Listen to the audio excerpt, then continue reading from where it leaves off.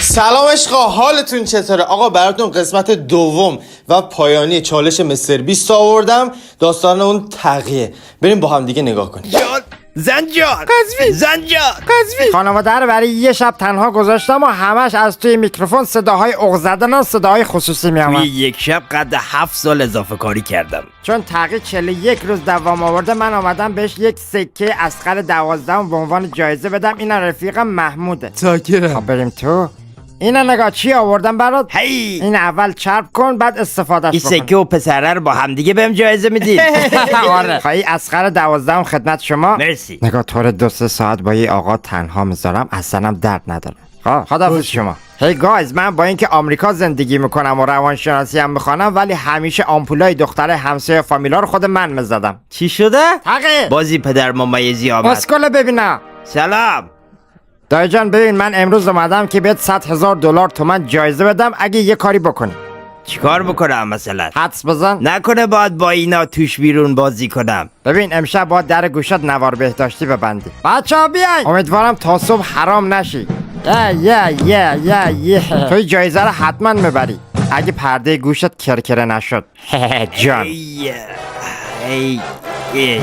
انگار به این پدر سگا ناهار صبحانشان بنزین سوپر بدن. اصلا خسته نمیشد الان. دوست داشتم این گوشمو بکنم به جاش داشاق نصب کنم. اگه دوربینا اینجا نبود یه جوری وسایلشان بهشان فرو میکردم که تو دستشویی گوزشان صدای شیپور بده. خفه شید. پرده گوشمو کندم به جاش کرکره گذاشتم. اینم از بیلاخم آتیش کن. بوده الان آتیش میگیره. ابوالفضل هیجان ناکه چقدر. های رامین تشنج کرد، بیایور باروتی نشی. آمدم. یه ضرب المثل قدیمی است که میگه کفش کم کم جا باز میکنه، نه یهو. حالا واسطه بهت میگم.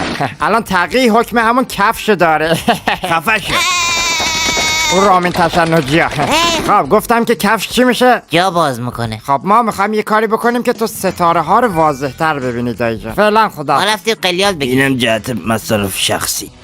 یه قلیان به ما نمیدن بکشیم ما. یعنی داشتی پشت سر ما غیبت میکردی. میخوای بیارم ریشاتو ببافن؟ بگو مانیکورم کنن. ای خدا، بذار پولامو بگیرم این آدم یک سفر قزوین ببرم. یه چند روزی بود بیحال بودم، بعد رفتم نگاه کردم دیدم گوشه خانه عادت دعا گذاشته کثافت. چای توالتم خراب شده بود، آمدم این کنار خانه یک دانه چاله کندم که اونجا برینم. در سوراخ تنگ درد و امید است، پایان شب سیاه سفید است. من اینو میدانم ها. این قطی نگاه بوی زنا گرفته. چون فضای اطراف خانه خیلی خشکه، من میخوام تف بزنم که از خشکی، نه من میخوام گیاه بکنم که از این خشکی در بیاد. بعد روز 63 که من اینجا دیگه اصلا مغزم اگه باز کنی 2 تا کارگر میبینی که دارن به هم دیگه فوش بدن، انقدر که مغزم درگیرزه. این کله پشمی که داخل اوجه دیگه خیلی داره دوام میاره. بهتره که بریم یکم استرس بهش فرو کنیم. مامان پولی و نگاه زمین اینجا رو به گو کشیده. الان بذار بهش بگم. دایی یا اینجا. حقی چطوری؟ هی بچه خوشگل تو آمدی؟ حالت چطوره؟ ادای شما اصلا دستای منو نگاه، انقدر استرس دارم اینجا که سلولای عصبیم دارد به همدیگه فوش خار مادر میدن. بعد فراموشی هم گرفتن جدیدن. یه دستم میذاره رو نافم، یکی میذاره رو فنت پایینم فشار میدم، همزمان اسکرین شات میگیرم که همه چی یادم بمانه. بزن قدش بگو یو. بوی خود تولید مثلی سمور نجس مداد اتاقش. یعنی شنیدم چی گفتی که بیاقلا. یعنی چند روزی که اینجا بودم تا دسته بهم استرس وارد کردن و منو به چالش کشیدن. انشالله که خیلی بقیه. سینوس آلفای 90 درجه ضرب در مشتق منفی چقدر میشه؟ میشه مادرت هزاریوم. چرا اینجوری با من حرف میزنی دایی جان؟ چون وقت شب داری گو میخوری. اینجا رو نگاه کنید ببینید چی داره میشه. خودش هم نمیدونه. میخوایم یه بلای سرش بیارم که مرغای هوا به حالش ویالون بزنن. فکر کنم اینم بچهای نخاله دانشگاه عمران آمریکاین. دایی نگاه یک برش عمودی بزن، خانه نصفش بده اوور. دیگه داره به کرامت انسانیم توهین میشه. خدا میداده توی چند وقت چند تا گربه ماده از اینجا رد شدن، من حاملشون کردم. خدا رو شکر خانوادش نیستن که این روزا رو ببینن. خب بریم دیگه دایی جان. نصف خانت داره میره. چه حسی داری الان؟ حس این که بیا بریم پشت دیوار. ای وای نصف شد. او دستشویی ما نبرش.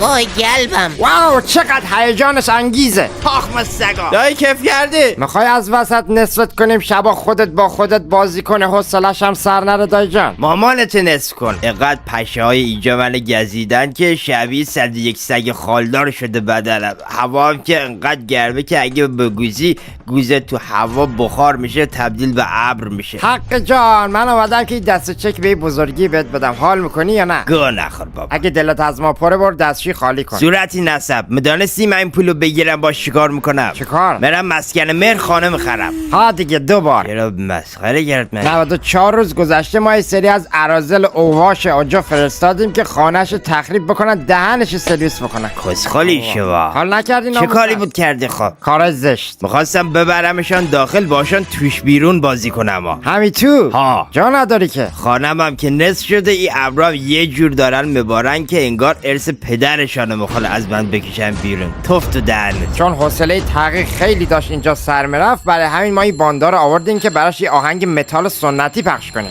مامان باندی پدر رادیویی رو نگاه کنه. ای که همین نوارم داخل ضبطتان بره. باید سلولای شنوایی ما بفرستم برن مرخصی. اونی که فکر میکنه که فکر میکنه دایی جان. الان میذاریم خانت پاش میکنیم. بزنید بیار پایین. الان میارم.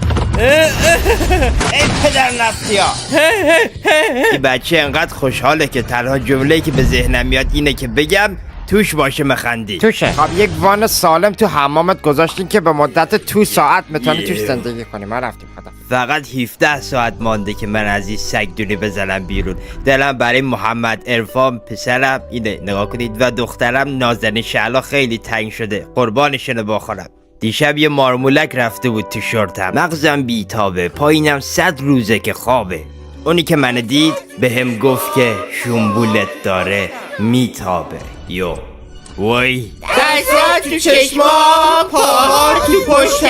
دستات تو چشما اینا رو ببین. پاهار تو پشتم. بیا بیرون بیا این 500,000 دلار تو من هدیه دادیم بهت که مسکن مهر بری خانه بخری دایی. دستت قربانت برم عاشقتم. خواهی ما چاپلوسی نکن. حالا وقتشه که خانوادهش یه بغل یه بغل گرم مجلسی بکنه که دلش براش تنگ شده بود. قیافش نگاه باورتان میشه این گوریل 500,000 دلار تومن از من برد. اینم چرب کن ببر بانک دایی جان. دست بزنید. بچه اگه دوبلر دوست داشتین چنل سروش سابسکرایب کنید.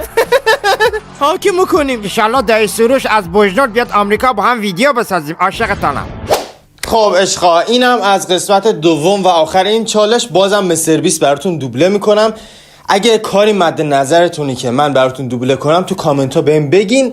یادتون نره که منو سابسکرایب کنید، لایک کنید، کامنت بذارید و اون گزینه زنگوله رو فعال کنید که هر وقت براتون کار جدید گذاشتم با خبر بشین. عشقای منی، دوستتون دارم.